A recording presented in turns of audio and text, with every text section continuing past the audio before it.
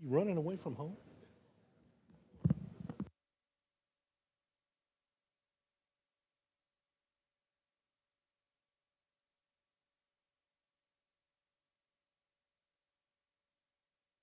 A minute, 'cause we'll have to introduce you.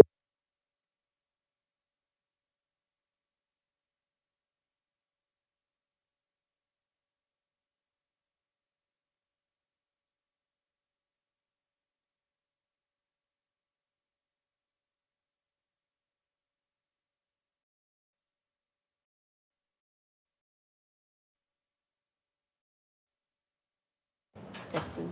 Check, check, check.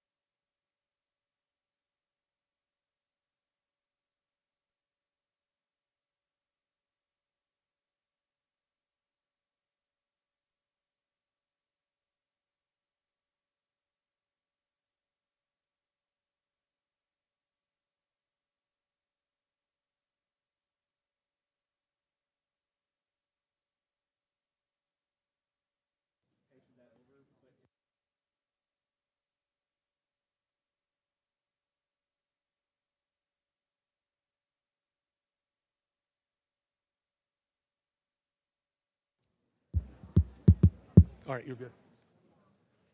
Okay, we're gonna keep rolling here. How'd y'all enjoy Dr. Lowe? It was good stuff. Our next speaker is Webb Miranda. Webb is the founder, president of Premise Health. He is a legend, right? So Webb works for United Airlines through his company, Premise Health. He teaches body mechanics education for all their employees. All their employees, a really wide range from the baggage handlers to flight attendants to everybody. He presented to us in the spring. I think some of y'all were there for that. And it was really interesting and something that you could really put to use every day, not only for your athletes, but for yourselves and your coaches. It's some really cool stuff. So want to bring him up and let him do his thing, this Webb Miranda. Got it? Check. There we go. Good morning, everybody. I got a neat job. I get to take the skills that I learned when I was an athletic trainer and start to use them in an interesting setting. There's not many of us that do occupational work, but it's pretty interesting when you put the two together. Athletics is athletics, whether it's on a field, whether it's on a court, or even if it's in a bag room, if it's in a manufacturing facility. So the job itself is fairly interesting from that perspective, but I'm going to give you a little background story. 16 years ago, I did an interview with the VP of Medical for Continental. He was an athlete at Texas A&M, played tight end for him, and he had an athletic trainer at every event, and it was his brainchild to bring an athletic trainer to Continental. So I interviewed with him. The only brilliant idea that I got from that thing to tell him was, I'd like to take the same training that a ramp agent takes, so I know what they do for a living, so I can get an idea of what their stresses are. So I did the 3 weeks of training, and I'm working in the bag room, and now I am the expert, right? I'm the guy they hired to teach people how to lift. So I'm working in the bag room, and a bag comes down on the bottom belt, and it's time for me to shine. I get in position. Oh, just like that. Time for me to shine.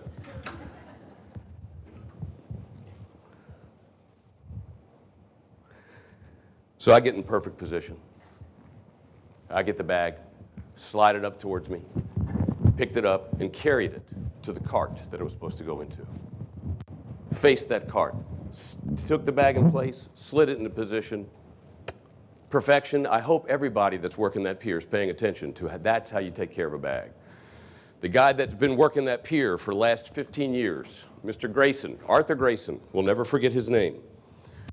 He's standing back over where I just walked from with a bag, and he's just got his arms crossed, and he's looking at me like this. Come here. Walk back over to him. He just looks at me and does this.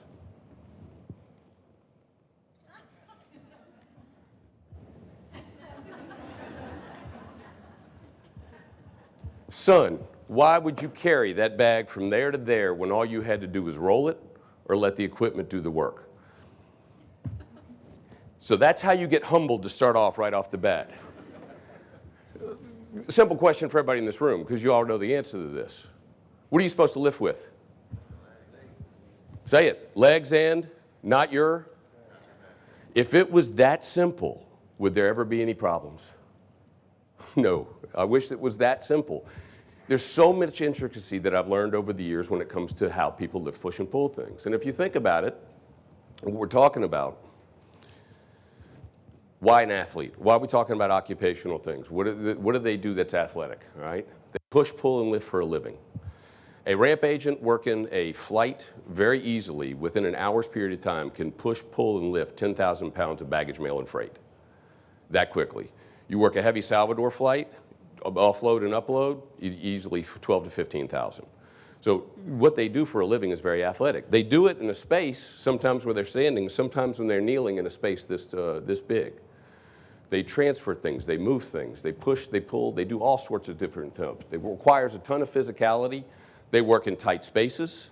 They work in tough environments. Hydration, nutrition matter. Everybody in here knows what it's like to get ready for a practice in summer, right? You got 2 hours of football or 3 hours of football from 2:30 in the afternoon till 5:30 in the afternoon. All you have to do to get ready for that. Imagine a concrete area where you put whatever your temperature is on the field with your wet bulb thermometer, add 15, 20 degrees to that being on the concrete of the ramp, and do that for 8 hours. Or 16 hours if they're doing a double that day, as opposed to just doing that. Recovery and rest matter. How much time do they get in between flights? All that stuff adds up at the end of the day. So what they do is very athletic for a living. So here's where you got to kind of stay in your lane. What are the things that you can control? I know what my job is, and it is not to tell people how to create something new, how to build a new piece of equipment, how to fix an area. My job is to teach body mechanics. I stay within what my lane is. I understand what my job is. So you can't control the layout of a facility. You can make here's a great idea to think about this or that, but at the end of the day, they're going to lay it out based upon whatever their parameters are. You can't control the equipment that they use. An aircraft door will always be an aircraft door. There is no changing that. It is what it is from the time that it gets there. A passenger's bag, if it's 50 pounds, it will always be 50 pounds. Unless you take some out of it, it's going to be the exact same weight when you leave at the end of the day. You can't control staffing. So the number of employees that are working in a particular area it depends on how many people call out that day or what they have going on. None of that stuff is in your control. You can't control the environment. You can't control the materials. So all that stuff is out of your hands. So what are the things that you can address and what are the things that you can't address? I'm showing you this picture because, let me see. That little area right up in there, there's a drop-off point where agents got to come take bags and drop them off to get them back into the bag room so they can be resorted. And you see that little step right there? So what people do is they stop on the outside of that, they take their bag and they toss it because they don't want to take the step. They're afraid they might fall or they don't want to take the time to do that. And if they have to put a bag in a tub, they take the tub, put it on there, and throw the bag onto the moving tub. So it's very interesting. I got a lot of complaints from people. So we just sat up there one day, and here's kind of an idea that we played around with. I took 2 sets of those tubs right there and put them exactly at the height of that belt.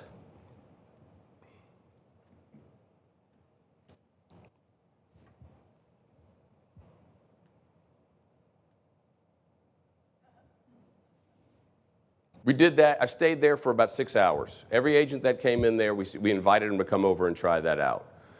3 months later, there's a rolling, a set of rollers right there that they could do that with, and they put both of them in there. So agents loved it, worked really great until somebody ran over it, and then it took a little while for him to get back in there. So that was just something that I pointed out to a supervisor. Here's a good idea for right here. They did the plan on it. They came back and they put the money in place to do it. So there's some things that you can do, right? But I'm never going to change the operation itself a lot of times. What it is, and there's nothing I can do about it. So those are little things that you can kind of work on here and there, and it turned out to be a really good idea, but some things that you can't engineer, you can't fix. So what is the one thing you can control? You. Everything else is out of your hands. I can control what happens with this. I can't control the facility. I can't control the other stuff. So that's where my job comes into play. I teach people how to do what they need to do with the least amount of stress and strain on their body. And to give you an idea of what that looks like, I had a lot of trouble trying to figure out this one, but I came across you as the guy that I wanted to use. Could I borrow you, sir? Thank you for volunteering. Now be gentle on me, all right? What's your name? Chris. Chris, I appreciate you volunteering. So I'm going to give you an example of how stress kind of runs through you and how you can kind of feel it, all right? Are you right or left-handed? Right hand. Everything's healthy? I'm going to give you a scenario. He's about to climb a ladder. If he was at the airport, he's about to climb a loader and start loading a wide-body flight. Or maybe he's just at the bend of a jetway and he's going to climb up a set of stairs. Would you stand right over here? Put your right foot forward and put your right hand out like that. All right. So he's grabbing a hold of the rail and he's going to pull himself through. But like many of you in this room, he's a multitasker. He's not satisfied with doing one thing at a time. He's got to do multiple things. So he's holding on to his keys with his bottom two fingers while he holds on to the rail with the top two. So those two fingers are right here. Those two fingers are right there. Let me have this hand. Squeeze my hand. I'm going to pull you towards me. I just want you to stand strong. Are you ready? All right, same thing. Don't change a thing. Now you know what it feels like. Same thing. I'm going to do the same. Pull back again. Do me a favor, change your fingers. Put the bottom two in, put the top two out. Squeeze your fingers hard. Do not let me move you. Go back to the top two. Don't let me move you. What do we change? Fingers. Did you see a reaction? What advantage does he have over everybody else in this room? No, he didn't know. Believe me, he didn't know about this because he's going to talk to me after this about what just happened. Hey, how about some heads up next time? But that's kind of the idea. You've got to throw it on somebody. Who's the only person in this room that felt what that felt like? You cannot teach body mechanics through a video. You can't teach it by talking to somebody about it. If you don't experience it, how does your brain know? He went through a unique experience that he can describe it, but you can't accurately tell somebody. It's like being a parent. If you don't have a kid, you don't know what it's like to have a kid yet. Well, if you don't experience it, how can you explain it to somebody? Interesting feeling? How would you describe it if you had to give it a description? Other than weird. Weird. There we go. Weird's the most popular description we get, by the way. Unexpected. There you go. Because it counters what we learn about normal strength mechanics. Absolutely. Absolutely. Thank you. I appreciate it. You're a good sport. Thanks. So you saw an experience, right? It's a whole different animal to experience something than it is to talk about it. So what we can talk to people about is how they control themselves. How do they put stress through their bodies in ways that they can feel it in a different way?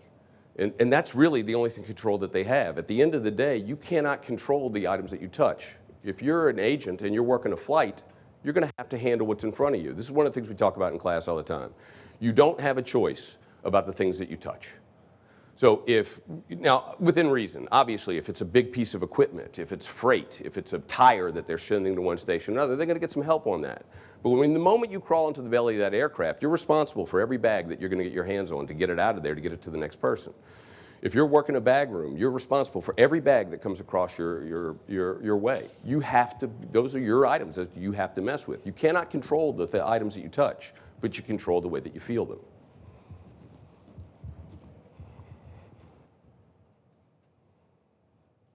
So obviously, it's hard to do this, this presentation with a large group because we can't really do a lot of physical stuff. And some of the stuff is proprietary information. I'm not allowed to talk about some of the intricacies of it within a group. But at the end of the day, you have the ability to control where stress goes through you, right? You can't change the stressor, but you can change the stress. And you can decrease stress and increase power by learning to use your body as a unit as opposed to a group of individual parts. Guess which one is the hardest thing to learn for most people? Almost everybody is so used to using their upper body strength to do everything, they forget they have a rested body attached to it. And you will see somebody struggle with something with their upper body and not realize that they can get more of their body involved. If you can understand where stress goes through you and you can understand how to use your body more of as a unit, then you can be more powerful at everything you do. And the more places stress go, the less you feel those stresses. So we do a lot of stuff where it comes to how you get in position. Position is key for almost everything that we do out there. Once you understand the function of things and you can teach people positionally where to be, you can make a massive difference in the way that they feel stress. So I don't know if this is a controversial statement or not. So you'll probably tell me when questions are come around whether or not you think this is. You can rehab people. You can give them exercises to do. You can give them stretches. But if you don't address the biomechanics and the posture that they're using, then you haven't fixed anything. Right? It doesn't have to be perfect. You'd have to understand every little aspect of it. But if you see somebody working a piece of equipment and they're in a bad postural position, you could give them exercises all day long. You can give them all sorts of stuff to do. You can fix a lot of things from that stuff. But if you never fix the problem, they're always going to be back into where they were before. I wish I would have brought them because I have the perfect example for this. It was a set of chalks. But we had an agent that he injured his back picking up a set of chalks. So chalks are about this big. They weigh 35 pounds a piece. They weigh, 23 pounds a piece, and they're 46 pounds for the total. So he injured his back picking up a set of chalks to go put it on the aircraft. Everybody look at me and you tell me what you think you would fix. And me, this is him. Anybody have a clue why he might have hurt his back on that? All right. So, same kind of thing. Everybody tell me in here, what would you do to fix that problem? Bend your knees. Right. Now, for most people, that would be a really great fix. What if you can't? Well, this is as far as you can go. Right? We're used to dealing with people that are fairly young and spry. This gentleman was in his mid-50s. His knees were not great. His leg strength was horrendous. So at the end of the day, everything that he did was from the hips because that's where he had mobility. He could hinge, he was like a crane. He could do this all day long, theoretically, because that's where he had mobility. He didn't have, this is as far as he could bend. If we tried to get him past that, he would not be able to lift his own body weight up. If he can't lift his own body weight up past this position, how's he going to lift 46 extra pounds? So we had to come up with a way that he could pick up 2 chalks because no employee at that airport, I can't speak for other ones, but no employee at our airport would ever carry 1 chalk at a time to an aircraft. It'd be a pride issue. They would not allow it to happen. So he had to be able to pick up 2 chalks and do it such a way that he didn't hurt himself doing it. So I got involved with this because our physical therapist had already got his back healthy again. He was feeling really good. He was ready to go back out. If we fixed the problem, but put him right back out into the same thing that he was doing before, what's going to happen? He's going to be right back into the same place. So she did her job. She got him healthy.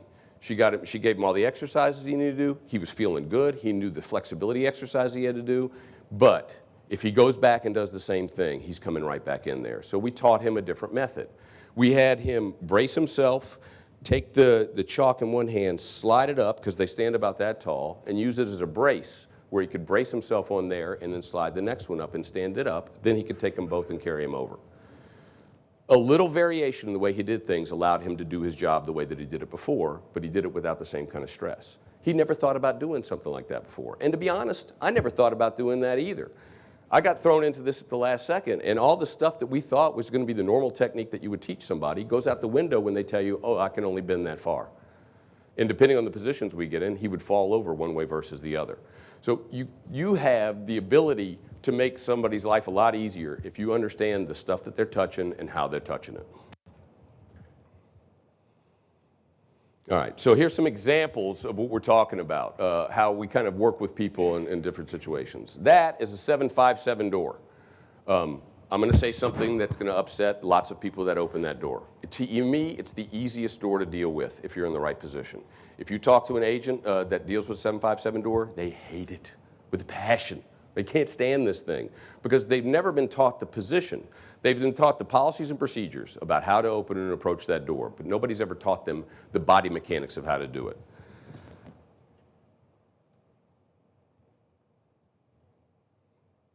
Oh, I wish I could make that. All right.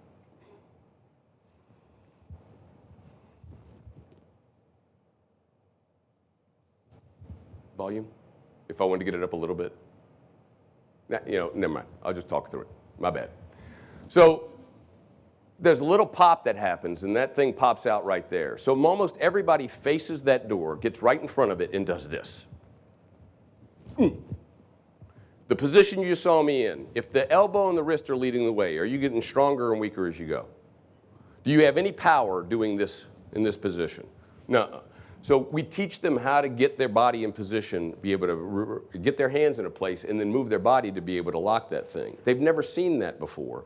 So when you go through the first time, they're stunned that it looks that easy. Now, do you think the first time you do that with somebody that's going to look like that? Remember we'll go back. Remember the first time you saw an ankle tape job done? You had one of two reactions. You either thought to yourself, that'll be easy, or how am I ever going to figure that out? What did your first tape job look like? What did your fifth tape job look like? By the time you got to 1,000, did you even have to consider it anymore?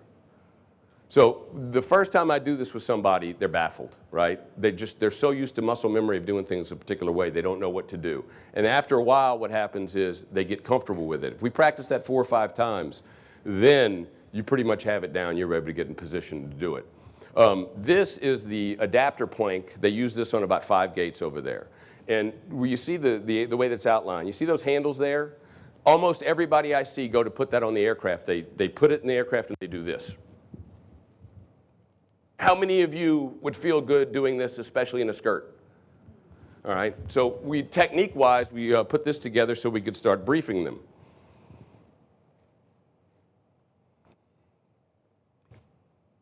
So what's happening is they're taking this thing, they don't know how to handle it, and they're picking it up and they're trying to put it in place. First thing the first law to think about is, I picked this thing up right here at the edge.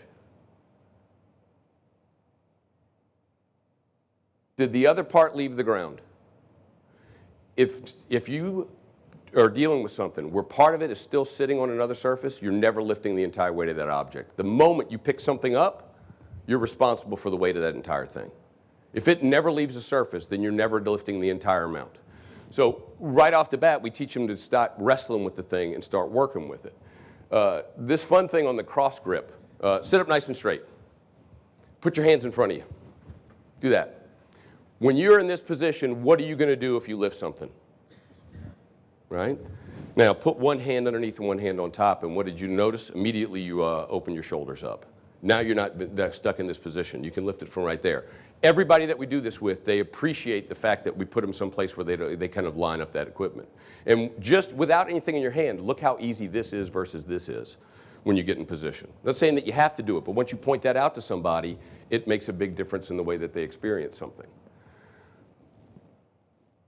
And then the other thing is when they go to lift it up, it always cracks me up. They go to the same handle. They go down like this, and they go to pick it up.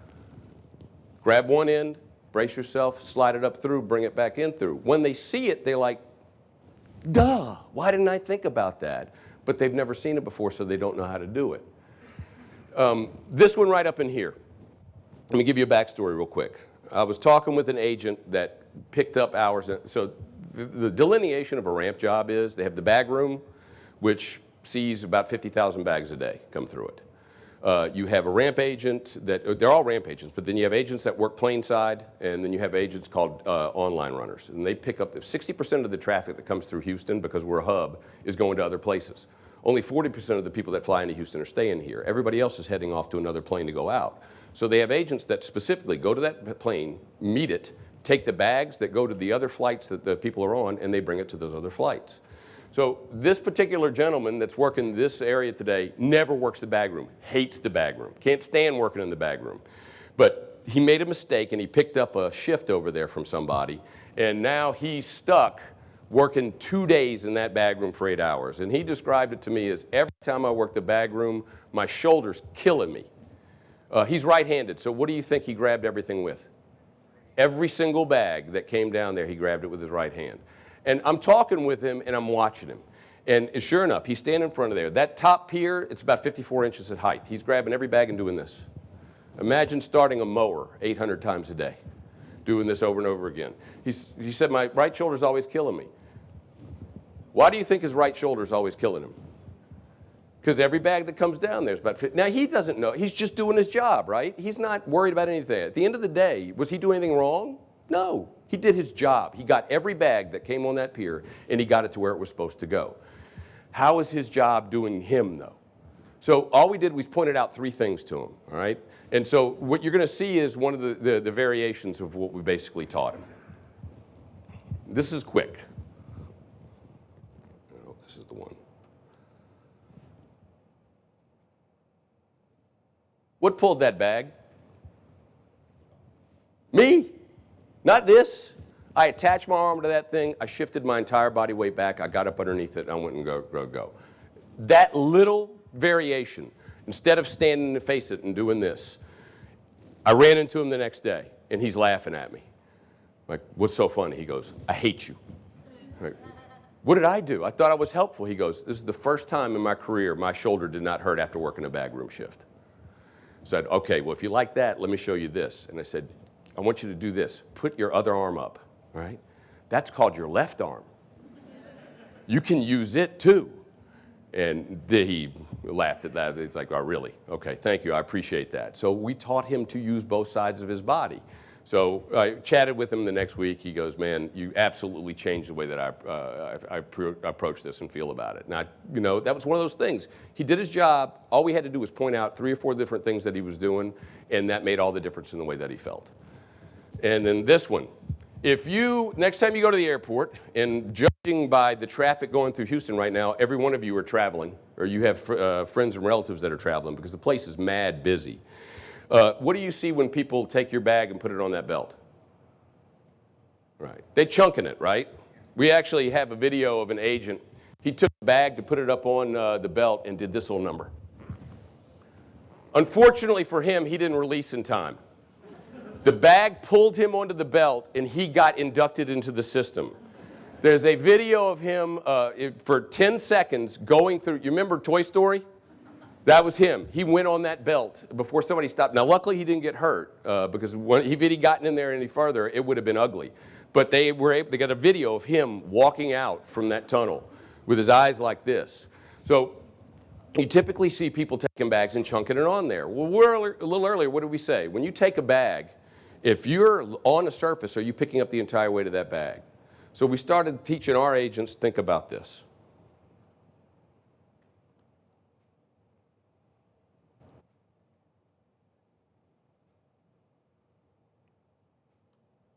Oh, that's not what I meant to do. Oh, I did it again.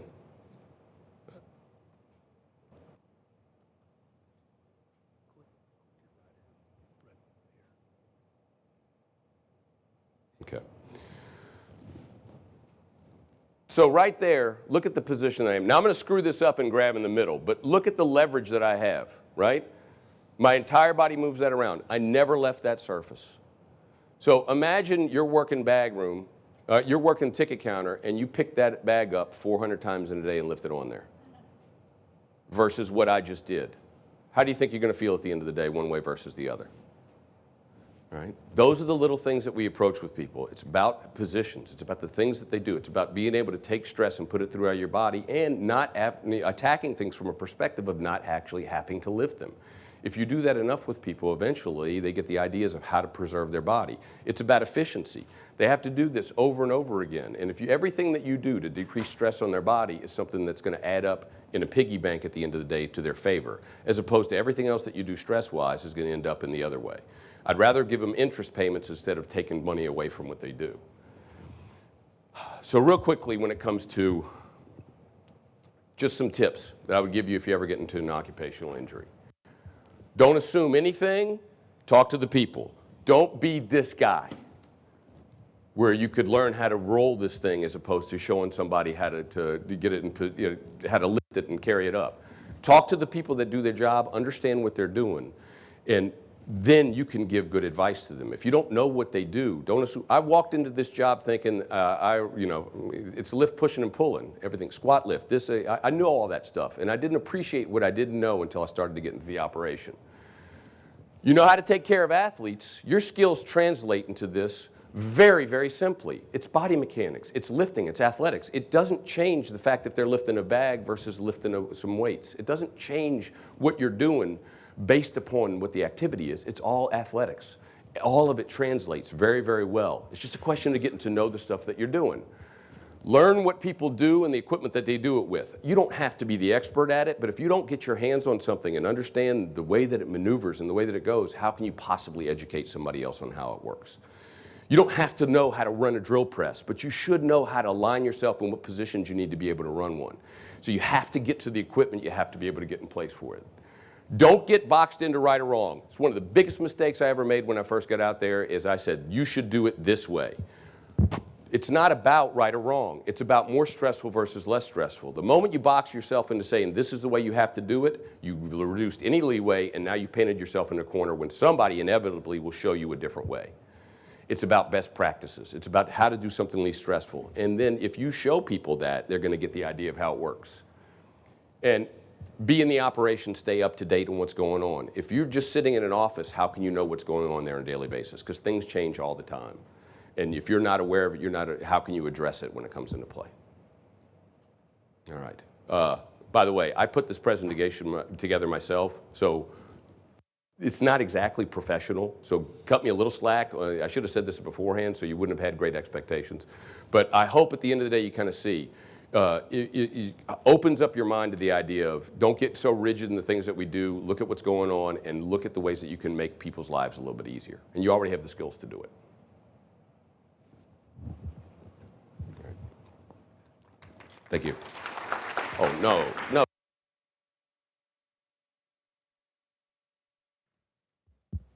For the sake of time, because let's be honest, we're not going to tell Dr. Lowe he's got to stay on time. Webb's doing a breakout, so he's going to answer questions within that, and we can get the Zoom questions at that time. So we've got to do a little bit of technology switch over here, and we'll have our next presentation.